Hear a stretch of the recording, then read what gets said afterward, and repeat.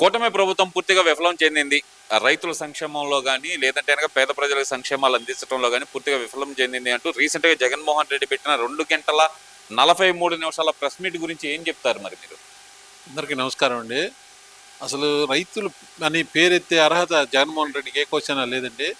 అతను 5 ఏళ్ల పదవీ కాలంలో రైతుల్ని ఎంతగా హింసించాడో, మూల ప్రధానమంత్రి ఫసల్ బీమా పథకంలో ప్రీమియర్ చెల్లించకుండా ఎంతోమంది రైతులకు అన్యాయం చేశాడండి. దానివల్ల ఈ నేషనల్ కెలామిటీస్ కానీ, ప్రకృతి విపత్తులు సంభవించినప్పుడు కొన్ని లక్షల మంది రైతులు ఇన్సూరెన్స్ లేకపోవడం వల్ల తీవ్రంగా నష్టపోయారండి. ఈ ప్రభుత్వం కూడా మామూలుగా వాళ్ళు పట్టించుకోకుండా, వాళ్ళ కనీసం పరిహారం కూడా చెల్లించకుండా జగన్ రెడ్డి ప్యాలెస్ను వదిలిపెట్టి బయటకు వచ్చిన పాపన పోలేదండి.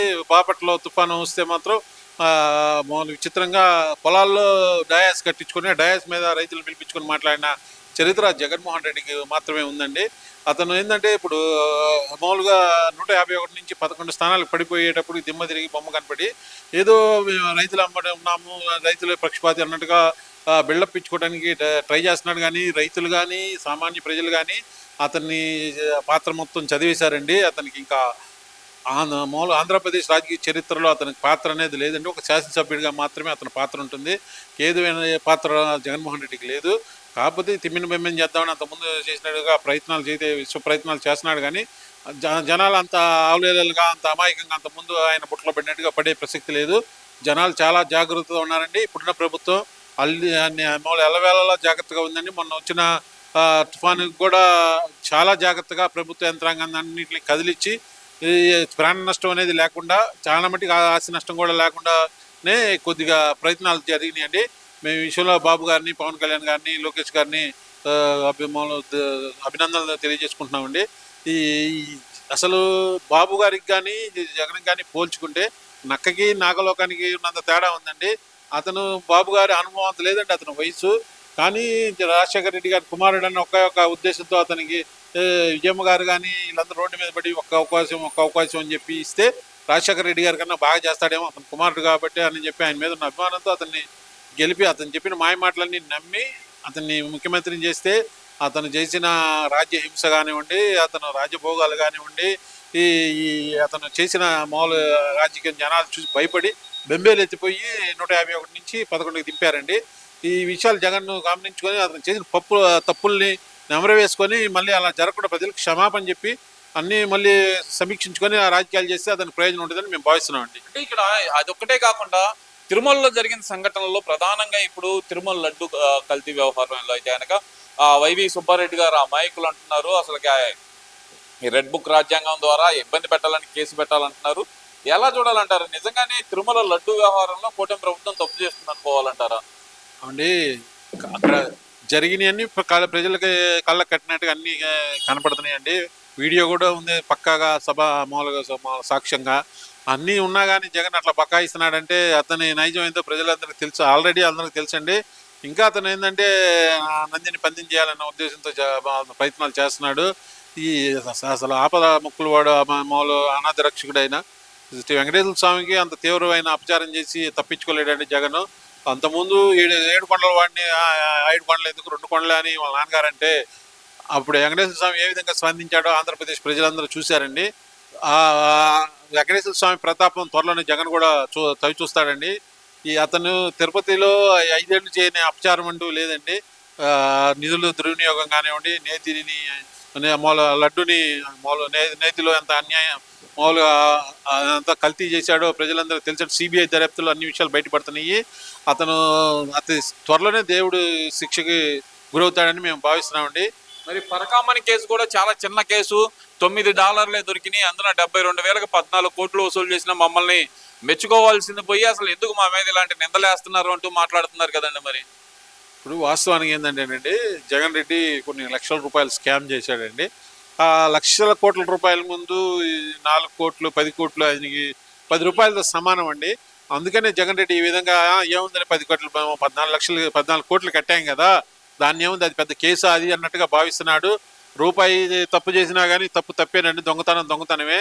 దీనికి వైవి సుబ్బారెడ్డి కానీ, కరుణాకర్ రెడ్డి కానీ వీళ్ళందరూ తప్పకుండా బాధ్యత వహించాలి.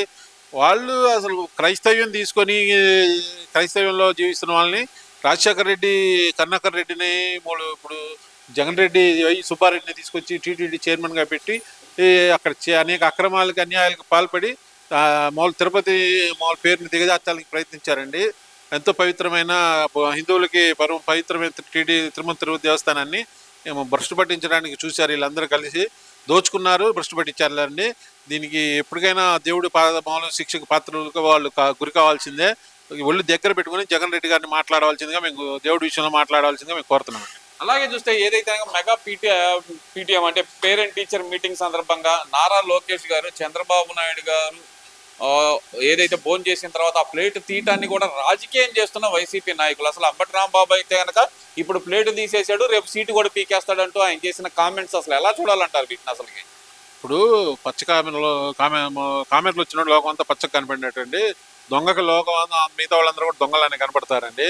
ఈ అంబటి రాంబాబు ఏంటంటేనండి, వైఎస్ రాజశేఖర రెడ్డి గారు చనిపోయంగానే జగన్ రెడ్డి కనుక ఎమ్మెల్యేలందరి చేత శవం రాకముందే ఎట్లా సంతకాలు పెట్టించుకొని నేను ముఖ్యమంత్రి కావాలని చెప్పి ఎట్లాగా విశ్వ ప్రయత్నాలు చేశాడో అందరూ అలానే చేస్తున్నారు అనుకుంటారండి. మామూలు లోకేష్ బాబు గారు అలా కాదండి. అతను బిఏ మామూలు విదేశాల్లోనే మామూలు చదువుకొని స్టోన్ఫోర్డ్ యూనివర్సిటీలో చదువుకొని ప్రపంచ బ్యాంకు వాషింగ్టన్ డీసీలో ప్రపంచ బ్యాంకులో ఉద్యోగం చేసి అన్నీ చూసి వచ్చిన నేత అండి నారా లోకేష్ గారు. అతనికి అంత తొందర ఏం లేదండి. జగన్కు ఉన్నంత తొందర అయితే లోకేష్కి లేదు. లోకేష్ గారు ఎంతో కష్టపడి నిద్రాహారాలు మాని ఎన్నో ఐటీ కంపెనీలు తీసుకొచ్చాడండి వైజాగ్కి. ఇంకా తీసుకురావడానికి ప్రస్తుతం ఉన్న పరిస్థితుల్లో కూడా విదేశాల నుండి పర్యటిస్తున్నాడు లోకేష్ గారు. మన ఆంధ్రప్రదేశ్కి ఎక్కువ నిధులు పెట్టుబడుల రూపంలో కంపెనీలు తీసుకొచ్చి అనేక మంది ఉద్యోగ అవకాశాలు వస్తాయని ఆ ప్రయత్నాల్లో ఉన్నాడండి. వీళ్ళకి ఏం లేదండి, ఈ యదవులు వీళ్ళకి మామూలుగా కూర్చొని అక్రమంగా సంపాదించుకొని తిని ఆవితి కాక ఏదేదో మామూలు మాట్లాడుతున్నాడండి అంబటి రాంబాబు. ఈ అంబటి రాంబాబుని అసలు వాళ్ళ ఇంట్లో వాళ్ళు పట్టించుకోవట్లేదండి. ఇంకా ఆంధ్రప్రదేశ్ పట్టించుకుంటారని మేము భావిస్తట్లేదు. ఎందుకని అంటారు ఈ అంబటి రాంబాబు కానీ లేదంటే పేరు నాని కానీ చంద్రబాబు నాయుడు గారి మధ్య పవన్ కళ్యాణ్ మధ్య విభేదాలు సృష్టించే విధంగా ఎందుకని ప్రవర్తిస్తున్నారు అనుకోవాలంటారు?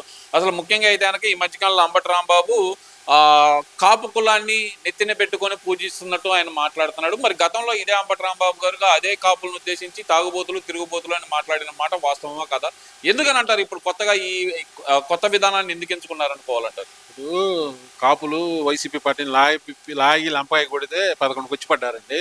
అందుకని ఇప్పుడు తెలుగుదేశం పార్టీకి కాపులు కమ్ముకు వస్తున్నారనే ఉద్దేశంతో వాళ్ళని సపరేట్ చేయాలి అని చెప్పి అనేక కుట్ర సిద్ధాంతాలను అమలు చేస్తున్నారండి వైసీపీ వాళ్ళు. వాళ్ళు ఎన్ని వేషాలు ఇచ్చినా కానీ పవన్ కళ్యాణ్ గారిని చంద్రబాబు నాయుడు గారిని విడదీసే ప్రసక్తి లేదండి. వాళ్ళిద్దరికి స్పష్టమైన అవగాహన ఉందండి. ఆంధ్రప్రదేశ్ రాజకీయాల మీద కానీ వీళ్ళ ప్రవర్తన మీద కానీ స్పష్టమైన అవగాహన ఉంది. వాళ్ళు ఎన్ని ప్రయత్నాలు చేసినా ఈ నిష్ఫలితమైన కానీ ఏం ఫలించవండి. వీళ్ళు ఎంత దుర్మార్గులు అనేది వాళ్ళ బాబు గారికి కానీ పవన్ కళ్యాణ్ గారు కానీ తెలుసండి. వాళ్ళు ఎన్ని చేసినా వాళ్ళ ప్రయత్నాలు ఫలించవండి.